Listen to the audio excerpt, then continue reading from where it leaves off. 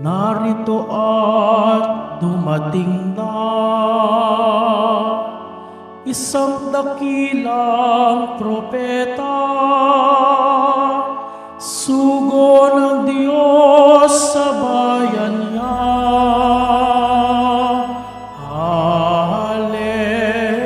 Hallelujah, Hallelujah,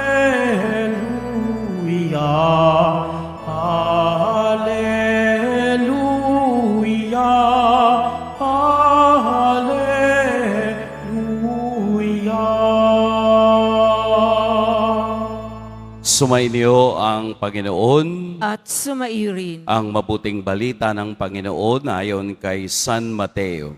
Papuri sa iyo, Panginoon. Noong panahong iyon, nagpunta si Jesus sa lupaing malapit sa Tiro at Sidon. Lumapit sa kaniya ang isang Kananeang naninirahan doon at malakas na sinabi, Panginoon, anak ni David, mahabag po kayo sa akin. Ang anak kong babae ay inaalihan ng demonyo at masyadong pinahihirapan. Ngunit kaputokmay, di tumugon si Jesus. At lumapit ang kaniyang mga alagad at sinabi sa kaniya, Pagbigyan nga po ninyo at nang umalis na, siya'y nag-iingay at sunod-sunod sa atin. Sumagot si Jesus, Sa mga tupang naliligaw ng sambahayan ng Israel lamang ako sinugo. Ngunit lumapit sa kaniya ang babae. Lumuhod sa harapan at ang sabi, Tulungan po ninyo ako, Panginoon. Sumagot si Jesus, Hindi dapat kunin ang pagkain ng mga anak upang ihagis sa mga tuta. Tunay nga po, Panginoon, tugon ng babae.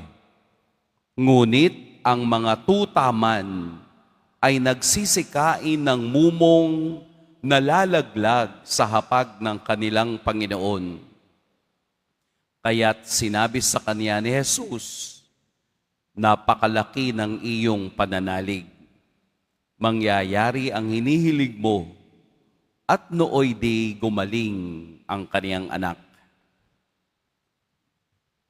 Mga kapatid, ang mabuting balita ng Panginoon. Pinupuri ka namin, Panginoong Heso Kristo.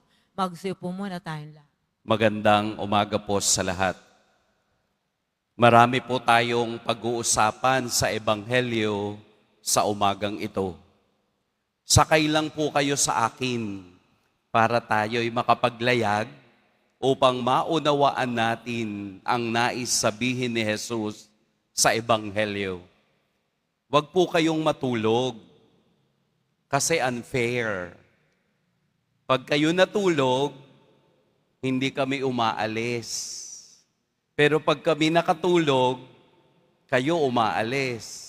Huwag ganun. Dapat sabay. Sabay nating pag-aralan. Sabay nating unawain ang mensahe ng Ebanghelyo sa araw na ito. Kung inyong matatandaan kahapon, ang Ebanghelyo ay tungkol sa kalinisan. The clean and the unclean. The purification law na sinusunod ng mga Hudyo, na nakita ng mga Pariseyo at Eskriba na ang mga alagad ni Jesus ay hindi naghuhugas ng kamay bago kumain. At sinagot iyon ni Jesus, na ang sabi ni Jesus, hindi ang pumapasok sa tao ang nagpaparumi sa kaniya, kung hindi ang lumalabas sa kaniyang bibig. Ipinaliwanag ni Jesus ang katotohanan tungkol sa ano ang tunay na kalinisan. Kaya mula doon sa unclean practices, parang mayroong twist ngayon sa Ebanghelyo. Mula doon sa particular, specific experience ng mga alagad, pumasok sa panibagong aspeto ng purification na tinatawag. Pumasok si Jesus, nagpunta si Jesus sa lupaing malapit sa Tiro at Sidon. Ang Tiro at Sidon ay sakop ng Decapolis. Ibig sabihin ng Decapolis, Deca, 10. Polish, parang metropolitan.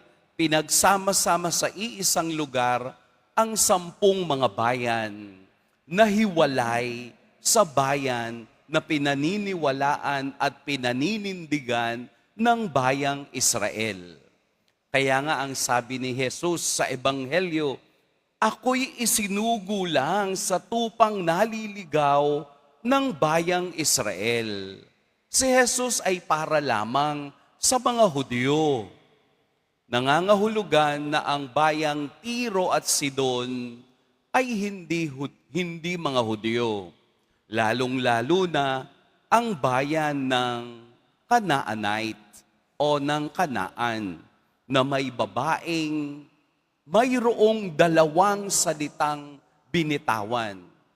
Bagamat ang babaeng ito'y hindi Hudyo, 2 bagay ang nakita nating kaniyang sinabi na nanggaling sa taong hindi isinilang sa bayang pinili, inalagaan at hinubog ng Diyos.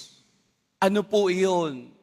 Kaniyang sinabi, Panginoon, anak ni David, Son of David. Ibig sabihin, yung babaeng ito ay aware na ang taong kaniyang tinatawag ay nasa lineage ng Haring David at ito'y may karapatang maging hari. At ang ikalawang salitang tumimo sa kaniyang puso ay tinawag niya si Jesus na Panginoon. Tulungan niyo po ako, Panginoon.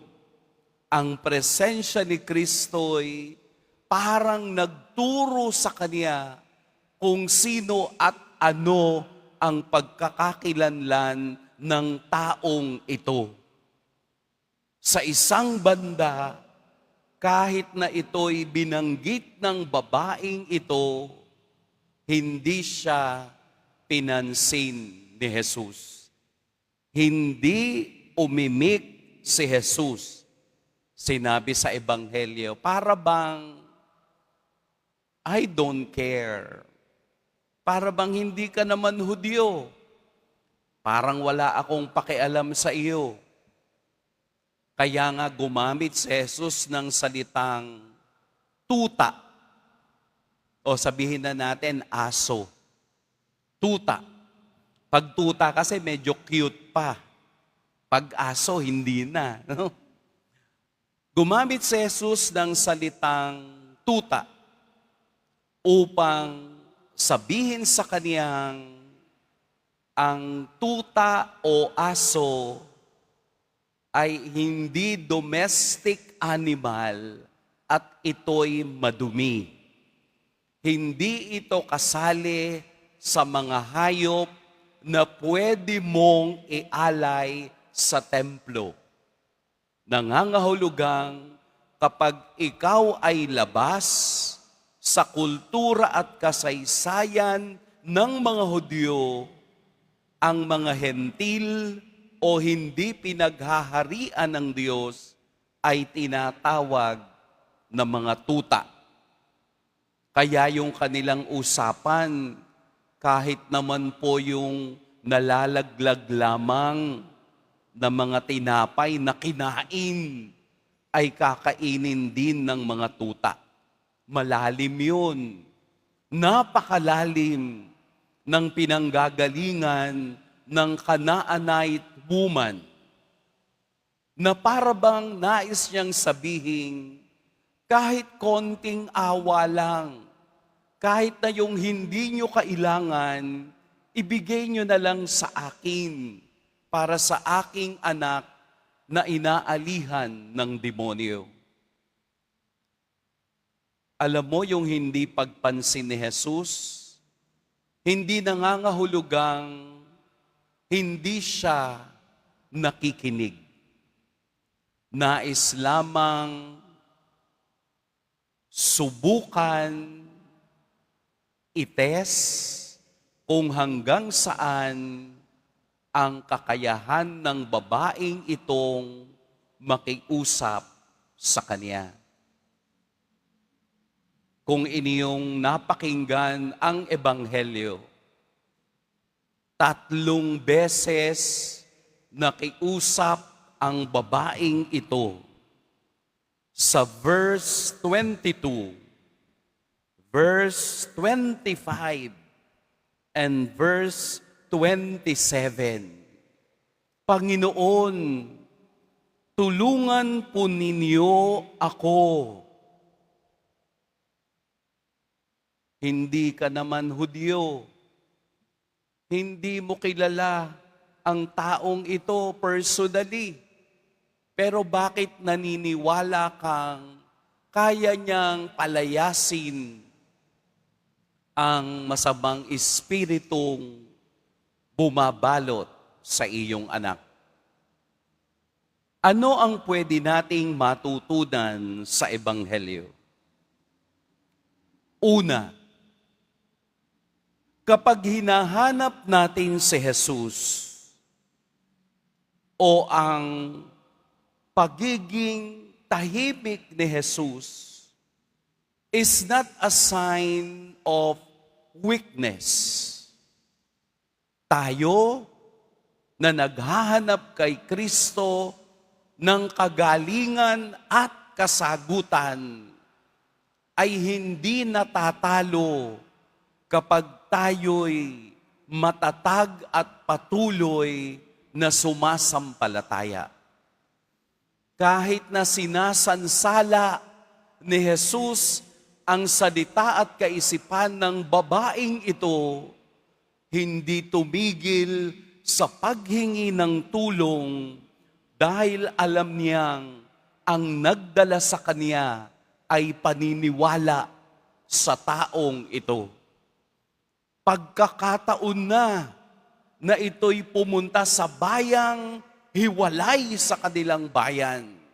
Pagkakataon nang ako'y humingi sa taong aking pinaniniwalaan.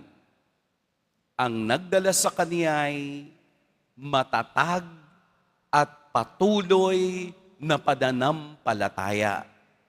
Hindi tumigil ng 1 beses, bagkus 3 beses, at alam natin ang kahulugan ng 3 sa Ebanghelyo.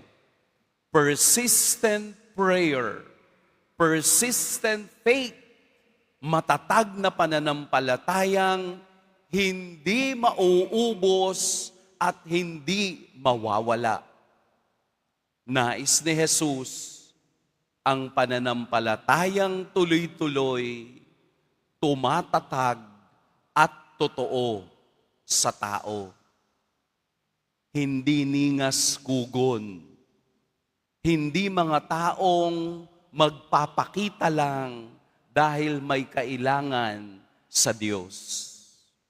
Ang nais ni Jesus ay tumatag ka sa pananampalataya sa Kanya. Ang ikalawa, kailangan nating magkaroon ng unshakable faith, pananampalatayang hindi magigiba kahit na sa ating pakiramdam hindi nakikinig ang Diyos. Kaya nga minsan ang gandang kantahin nung si Kristo ang sandigan, di magigiba. Dahil ang pananampalatayang meron tayo ay hindi kayang sansalain, hindi kayang pigilin ng anumang pagdududa na ibinibigay ng mundo. Tatanggalin ka ng iyong karanasan sa pagiging matatag sa pananampalataya. Bubulungan ka ng mundo. Huwag ka nang maniwala dyan. Hindi totoo yan. Mahina ang Diyos mo. Kaya nga yung iba, ang ginagamit sa'yo, yung paniniwala mo para sirain ang katatagan mo. Lalong-lalo na kapag naglilingkuran ka. Lalong-lalo na kapag nakikita ka palagi sa simbahan. Sasabihin sa'yo, o bakit namatay ang anak mo? Akala ko ba may Diyos ka? Para bang ganun kasimple ang hamon ng buhay na kapag may kilala kang Diyos, wala nang kamatayan. Ang karanasan natin sa araw-araw ay nagpapatatag upang tayo'y hindi matinag ng ibinibigay ng pansamantalang kaligayahan ng mundo. Ang ikatlo, humility unlocks grace. Nagbubukas ang biyaya ng Diyos pag may pagpapakumbaba.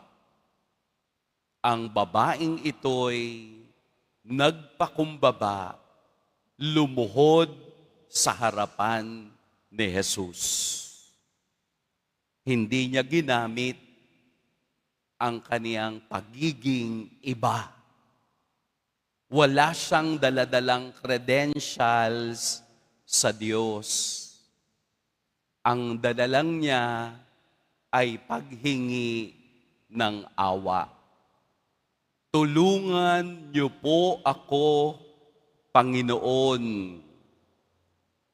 Ang pag-approach sa pananampalataya ay hindi tungkol sa credentialism. Ang pananampalataya ay pagiging mapagkumbaba sa harapan ng Diyos. I guess, nakikita nyo o naunawaan nyo ang ibig kong sabihin ng credentialism. Yun bang kapag mataas ka ba, dapat ikaw ang uunahin ng Diyos? Kapag ikaw ba ang donor sa isang simbahan, kailangang ikaw ang palaging bida? Kapag ba palagi kang nagpapakita sa isang lugar, kailangan ba ikaw palagi ang sentro ng usapan? That's credentialism. Yun bang gusto palaging nasa special na upuan? Hindi iyon ang tinitingnan ng Diyos. Ang tinitingnan pa rin ng Diyos ay ang disposisyon ng puso ng bawat isa. At hindi natin iyon maipagkakaila sa paningin ng Diyos. At ang pang-apat, faith knows no boundaries. Ang pananampalataya ay walang tinitingnan na boundary o marka ng katapusan. Si Jesus bilang Diyos, bilang ating Poong Jesus Nazareno'y nakikinig sa lahat ng ating panalangin. Lahat tayo special sa Kanya. Lahat tayo ordinary sa Kanya. lahat tayo'y isa lamang naman palagi ang ating hangarin na mapakinggan tayo at mabigyan ng biyayang nanggagaling sa kaniyang pusong maawain at mapaghimala. Ang himala ay natatanggap ng mga taong nagpapakumbaba at nagtitiwala. Ito yung ating dadalhin ngayon na katulad ng babaeng Kanaanite, nagtiwala at naniwala at natanggap niya ang himala. At nooy di gumaling ang kaniyang anak. Ang himala ng pananalangin ng may pananampalataya at pagpapakumbaba ay nagbubukas ng mas maraming biyaya. Sana po katulad ng ating mahal na ina na ating ipinagdiriwang ang kaniyang simbahan sa Roma, tayo rin ay dalhin ng mahal na Birhen sa awa at pag-ibig ni Kristo na una niyang naramdaman. Mag-iingat po kayo ngayong araw. Mahaba po ang aking homily. Gusto ko pang dagdagan, pero bukas na. Mag-iingat po kayo ngayong araw. Pagpalain tayo ng poong may kapal.